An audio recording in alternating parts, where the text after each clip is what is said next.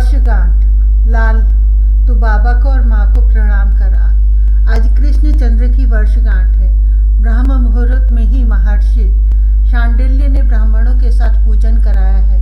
पूरे ब्रज में आज महामहोत्सव है।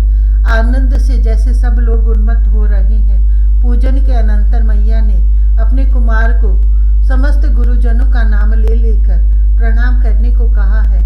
अब सबके पीछे बाबा और माता रोहिणी को भी प्रणाम करना चाहिए उसे। श्याम सुंदर की आज की शोभा देखने ही योग्य है। मैया ने भरपूर सजाया है आज नील सुंदर को। चरणों में नुपुर, कटी में पीतांबर की कछनी के ऊपर रत्न मेखला, कंठ में हारों की लड़ियां और घुटनों तक लटकती वनमाला, कंधे पर पटुका, अंगुलियों में अंगूठियां, कलाइयों में कंकण, भुजाओं में रत्नांगद, कर्णों में झिलमिल करते रत्न कुंडल, मस्तक पर रत्न जटित, कुल्हे के ऊपर पहराता मयूर पिच, भाल पर गोरोचन, खौर के मध्य महर्षि शांडिल्य द्वारा कुमकुम तिलक और उस पर चिपके अक्षत के अरुणाभ 5 दाने, अंजन रंजित दीर्घ दृग कन्हाई रुन झुन करता एक ओर से दूसरी ओर दौड़ रहा है। मैया जिसे जिसे बतलाती है उसे उसे दौड़कर पास जाकर प्रणाम करता है और फिर मैया के पास दौड़ आता है। बड़ी भीड़ है नंद भवन में। गोप, गोपियां और गोप कुमार सब अपने अपने उपहार लिए चले आ रहे हैं। मैया, दादा को प्रणाम नहीं करना है क्या? सबको जब प्रणाम किया गया तब दादा को ही क्यों नहीं? श्याम सुंदर ने स्वयं स्मरण किया अग्रज को। हाँ ला, अब तू अपने दादा को भी प्रणाम करा। मैया ने उल्लास पूर्वक आदेश दिया। दादा दादा, किंतु आज दादा है कहाँ? वह इतनी देर से दिखता क्यों नहीं है? पुकारते नहीं बेटा, पुकारते नहीं बेटा, प्रणाम पास जाकर करते हैं। मैया ने स्नेह से समझाया। कन्नू, वह निकला एक कक्ष में से दाऊ। छोटे भाई की पुकार सुन ली है इसने। वह अपने छोटे भाई को आज उपहार देगा। अपने उपहार ही तो सजा रहा था वह। आज इस नीलांबर धारी की शोभा भी अतुलनीय है। स्वयं मैया ने ही इसे भी सजाया है। अंग अंग में रत्नाभरण जगमग कर रहे हैं। दादा छम छम करता श्याम आया और घुटनों के बल बैठकर बड़े भाई के चरणों पर मस्तक धर दिया इसने। गोप, गोपियां, गोप कुमार शांत स्थिर देख रहे हैं। आंगन में यह अग्रज के पदों में प्रणत श्याम सुंदर दाऊ झुककर दोनों हाथों से पकड़कर छोटे भाई को हृदय से लगाने के लिए उठा रहा है। पर आज यह श्याम सुंदर उठता नहीं। यह तो पड़ा ही रहना चाहता है प्रणाम करते। दाऊ और कन्नू, एक ही जीवन के घन तत्व ने 2 देह धर लिए हैं। उसका एक देह है स्वर्ण गौर और दूसरा शरीर है इंदिवर सुंदर। दोनों के शरीरों के रंग ही 2 हैं। एक ही प्राण है दोनों में। एक के बिना दूसरा रह नहीं सकता। कौन कहता है कि दोनों में भेद नहीं है? भेद बहुत है, बहुत है, फिर भी दोनों अभिन्न है, एक है। यह दाऊ है जैसे सारी गंभीरता इसमें बचपन में ही पैर तोड़कर आ बैठी है। किसमें साहस है जो इसकी तनिक भी उपेक्षा कर दे या इसकी हंसी उड़ा सके? बड़े बूढ़े मुनि भी इसकी ओर सिर झुकाकर ही बैठते हैं। और यह कन्नू है, सारी चंचलता का यही केंद्र है। विश्व में सारा का सारा नटखटपन इसी की चंचल अंगुलियों के संकेत से आता है। यह जानता ही नहीं कि शांत कैसे बैठा जाता है। बड़ी बड़ी उजली दाढ़ी वालों को भी यह अंगूठा दिखा आता है और इसे चिढ़ाने का जिसका मन न हो वह तो कोई पुराना खड्डूस ही हो सकता है। दाऊ और कन्नू, इनमें परस्पर ही क्या कम भेद है। दादा दादा दादा कन्नू प्राय पुकारता ही रहता है। प्राय उसके पुकारने का कोई तात्पर्य नहीं होता। वह तो पुकारने के लिए ही पुकारता है। उसका दादा उसके पास सटकर बैठा हो तो भी जोर से पुकारता है और दाऊ है कि केवल हंस देता है। शाम के पुकारने पर कदाचित ही वह बोलता है। वह कन्हई की ओर देखता है और मुस्कुराता है, मुस्कुराता है और देखता है। कन्नू, जब कन्हई देर तक दिख न पड़े, जब संध्या को वन में गाय लेकर लौटना हो, जब कोई आशंका की बात हो, तब की बात छोड़ दीजिए। केवल ऐसे ही अवसरों पर दाऊ अपने छोटे भाई को सचमुच पुकारता है, नहीं तो वह केवल संबोधन करता है। कन्हाई जितनी दूर बैठा है या खेलने में लगा है, यह कुछ नहीं। दाऊ तो धीरे से कहेगा कन्नू, जैसे उसका कन्नू उससे सटकर ही बैठा है। श्याम खेलने में लगा हो तो माता रोहिणी पुकारते पुकारते थक जाती है, वह सुनता ही नहीं। मैया यशोदा की पुकार उसके कानों में ही नहीं आती। उस समय वह किसी का बुलाना नहीं सुनता, किंतु अपने बड़े भाई का संबोधन सुनने के लिए कन्हाई के कान बड़े तेज हैं। दाऊ दूर बैठा है, पर्याप्त दूर आंगन में। कन्नू बाहर गली में खेल रहा है। कन्नू, कब धीरे से दाऊ ने यूं ही कह लिया। पास बैठी उसे पुचकारती मैया भी नहीं सुन पाती, वह मुंह में बोलने का ही अभ्यासी है। कन्नू, किंतु अपने दादा का यह संबोधन खेलने में लगा कन्हाई अवश्य सुन लेगा। खिलौने धरे रहें, गरोंदा अधूरा पड़ा रहेगा। गुथने को हाथ में लगी हुई माला के पुष्प मार्ग में बिखर जाएंगे। शाम घर में हो या वन में, छोटे से बड़े होने तक इसमें कभी अंतर नहीं पड़ा कि वह दाऊ के पुकारते ही दौड़ेगा। हाथ में धूल, खिलौने, पुष्प जो भी हो लिए आएगा। दादा, वह आकर बड़े भाई की और ऊपर मुख उठाकर उससे सटकर बैठ जाएगा। किसी को कुछ कहना नहीं रहता। दाऊ मुस्कुराएगा, कन्नू खिलखिलाकर हंसेगा और दो क्षण उठकर अपने दादा के सामने या चारों ओर घूम घूम कर कूदेगा, पुतकेगा, नाचेगा। कन्नू और दाऊ दोनों अपने में एक जैसे हैं। कोई कन्नू के आगे दाऊ को कुछ कह दे तो वह लाठी ही नहीं, पूरा उखल उठाकर सिर पर पटक देने को खड़ा हो जाएगा। कहने वाले की नाक, कान, चुटिया जो हाथ में आ जाए, बस उसकी कुशल नहीं समझनी चाहिए। दाऊ के भाल पर तनिक सा स्वेद झलका और श्याम दौड़ा कमल का पत्ता तोड़ने। संसार में जितनी सुंदर, स्वादिष्ट और अच्छी वस्तुएं हैं, सब पर वह मानता है कि उसके दादा का स्वत्व है। वह सब उसके दादा के लिए सुरक्षित रहनी चाहिए। दाऊ जिसके सिर पर यमराज अपने घर ले जाना चाहे, वह दाऊ के आगे शाम को कुछ कहने का साहस करे। कन्हाई का मुंह तनिक झुका और दाऊ घूंसा बांधता है। किसने तुझे खिजाया है? और दाऊ का घूंसा, वह जिस पर पड़ेगा वह क्या फिर पानी मांगेगा? शाम थक गया है, कन्नू भूखा है। मोहन इस फूल को लेकर प्रसन्न होगा। कन्हाई यहाँ नाचेगा। दाऊ का अपने छोटे भाई को छोड़कर कुछ सूझता ही नहीं। कोई उससे पूछे कि संसार भर में क्या क्या है, तो वह संभवतः बड़े मजे से कहेगा कन्हाई और चुप हो जाएगा। बस जैसे संसार में उसका कन्हाई ही कन्हाई है। दाऊ और कन्नू और दाऊ, क्या हुआ कि दोनों के शरीर गौर और श्याम है। क्या हुआ कि एक गंभीर और एक चपल है दोनों एक ही, सर्वथा एक। गौर श्याम, श्याम गौर। राम श्याम की झांकी, दूसरा भाग। हप! कन्हाई अभी अभी दौड़ा आया है। यह नटखट अपने सहचरों के साथ किसी घर में धूम करने गया था और वहां से जब वह गोपी उल्हाना देने चली तो अकेला दौड़ा आया है। गोपी पता नहीं मैया से क्या क्या कहेगी, अतः इससे पहले मैया के समीप पहुंच जाना सुरक्षित है। नील सरोज सुंदर सुकुमार शरीर स्थान स्थान पर अधिक स्निग्ध दिखता है। अलके बिखरी हैं और मयूर पिच्छ कहीं गिरा आया है। भाल पर मैया का लगाया कज्जल बिंदु पोछा गया है। अब केवल उसका फैला चिन्ह मात्र शेष है।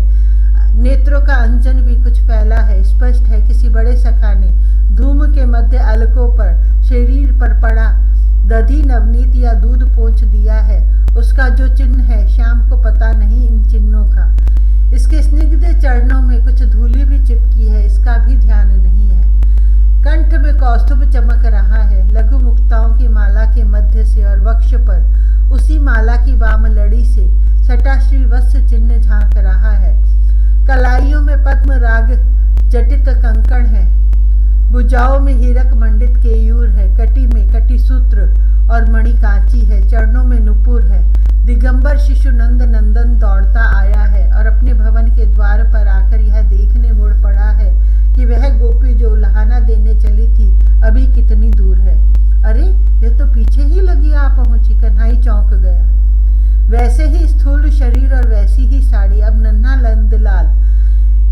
इतनी शीघ्रता में कैसे समझे कि यह कोई दूसरी ही है।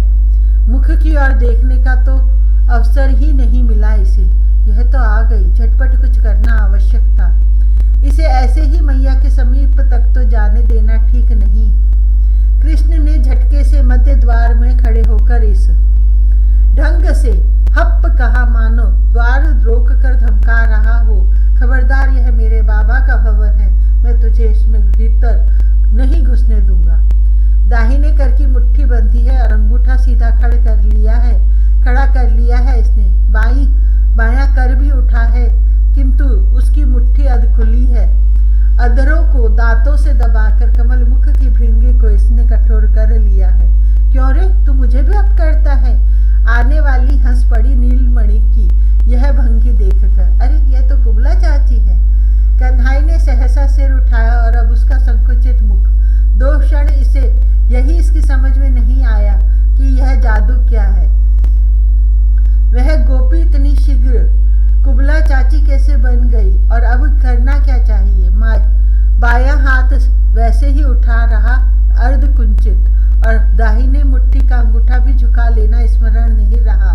केवल हप करने वाला मुख खुल गया, तनिक खुला रहा और फिर बात समझ में आ गई। कुबला चाची हंस रही है, ये रुष्ट तो होना जानती ही नहीं है, इनसे डरने की आवश्यकता नहीं है। कन्हई ने दोनों भुजाएं ऊपर उठा दी अंक में जाने के लिए।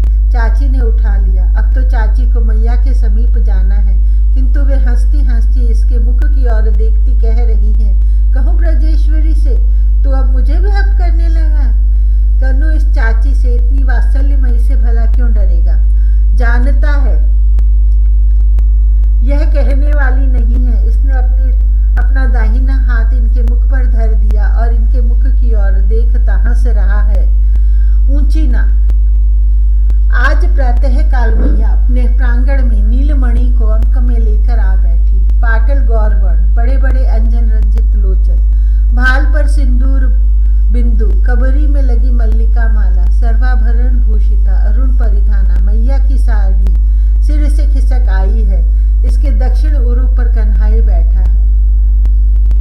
मैया सहसा दौड़ता भागता तोक आया और मैया की गोद में उसके वाम उरु पर बैठकर अपना नन्हा बाम कर मैया की ठुड्डी में लगाकर मैया के मुख की ओर मुख उठाकर बोला, क्या है लाल? मैया ने वाम कर से तोक को भी वैसा ही संभाल लिया है जैसे दक्षिण कर से कन्हई को संभाले है। मैया की गोद में ये खिले इंदिवर के समान कन्नू और तोक, पौने 2-2 वर्ष के ये शिशु, दोनों एक रूप, एक वर्ण, एक सा श्रृंगार। केवल तोक तनिक पतला और छोटा है। दोनों की अलके तिल स्निग्ध है। नेत्रों में कज्जल तो है ही, भाल पर भी कज्जल बिंदु है। कंठ में छोटे मोतियों की मालाओं से व्याघ्र नख लटक रहे हैं। कटी में ढीली पीत कचनी है। मैं हाउ के घर जाऊं? तो बड़े भोलेपन से पूछ रहा है। क्यों? मेरा लाल हाउ के घर भला क्यों जाएगा? मैया तोक की ओर देखने लगी है। मेरी मैया शाम को कह रही थी, तोक ने कहा तू अब रात को उछले कूदेगा तो तुझे हाउ के घर भेज दूंगी। अच्छा, अतुला को आने तो दे, आज उसके कान पकड़ती हो। मैया ने तोक को पुचकारा। वह मेरे लाल को हाउ के घर भेजने चली है। मैं हाउ के घर जाऊंगा। ताऊ को अपनी माता को दंड दिलाने की चिंता नहीं है। यह हाउ को ही देख लेना चाहता है। मैं जाऊंगा या कन्नू जाएगा, दाऊ दादा जाएगा, भद्र जाएगा, तेजस्वी जाएगा, अंशु जाएगा। तोक सखाओं के नाम गिनाता ही चला जा रहा है। इतनी बड़ी सेना लेकर तू वहां जाकर क्या करने वाला है? माता रोहिणी ने समीप आकर खड़े खड़े पूछा। मैं हाउ की नाक चपटी कर दूंगा। तोक ने अपनी छोटी सी बाई हथेली को मैया की नाक पर रख दिया, बतलाने के लिए कि वह कैसे हाउ की नाक चपटी करेगा। लेकिन तू ब्रजेश्वरी की नाक क्यों चटपटी कर रहा है?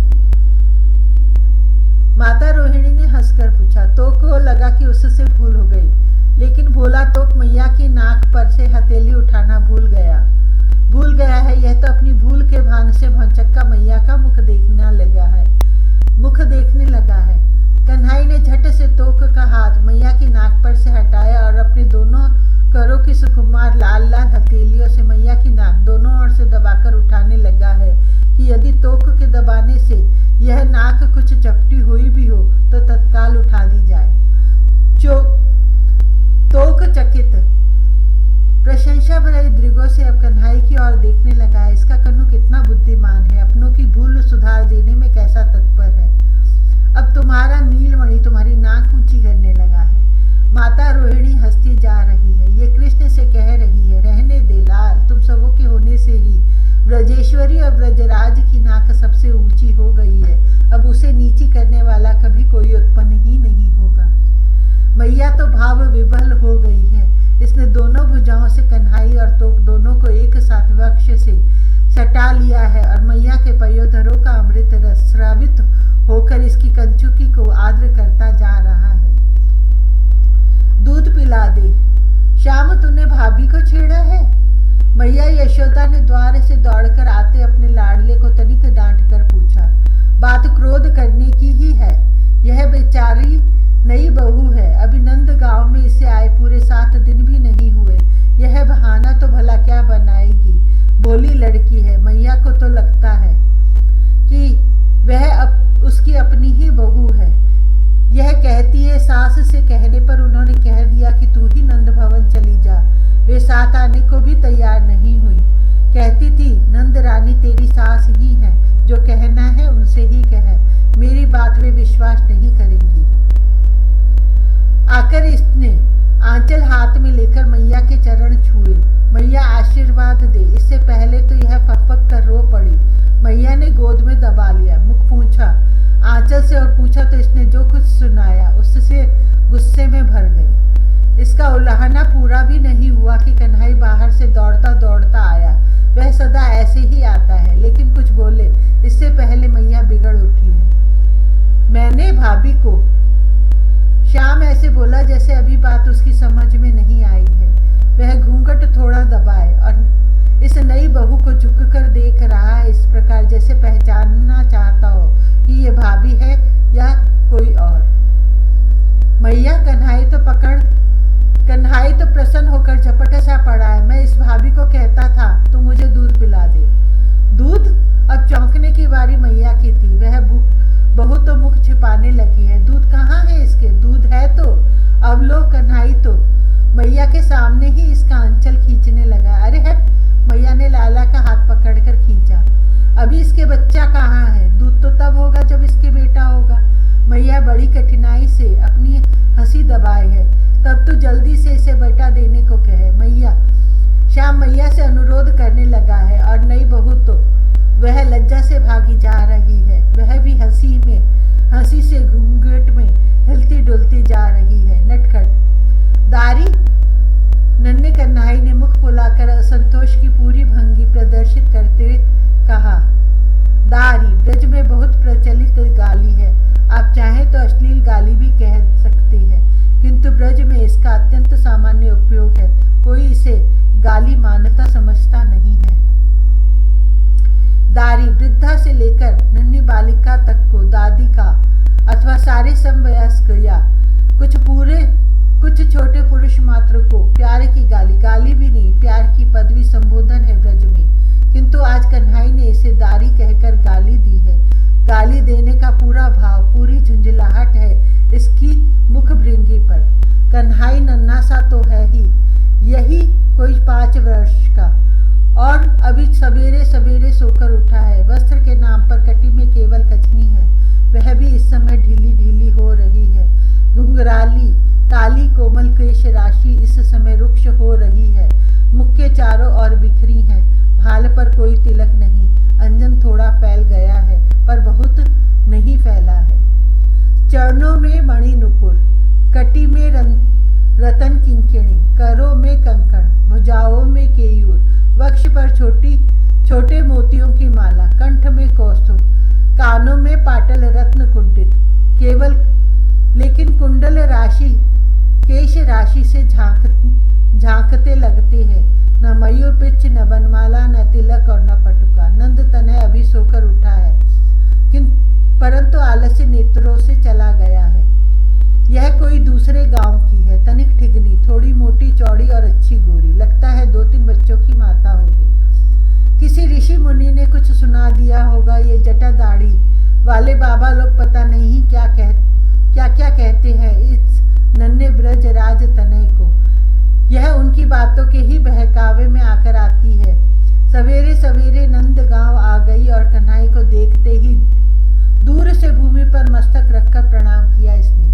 कन्हई है ही अटपटा, कोई कह नहीं सकता कि यह कब किसके किस कार्य से रुष्ट या तुष्ट हो जाएगा। इसने प्रणाम किया और श्याम नुपुर रुनझुन करते दौड़ा आया है। इससे 3-4 हाथ दूर खड़े होकर मुख बनाकर रोष से देखता, दाहिने हाथ की मुट्ठी बाई हथेली पर मारता है और उसने गाली दी है इसे। दारी, तू गाली देता है? भद्र ने पास आकर तनिक डांटते स्वर से कहा, यह श्याम से केवल 9 महीने बड़ा भद्र ऐसा रोब दिखाता है जैसे यही बड़ा दाऊ है। हाँ, कन्हई ने टिटाई से कहा, यह मेरे सामने धरती पर सिर क्यों पटकती है? मैं कोई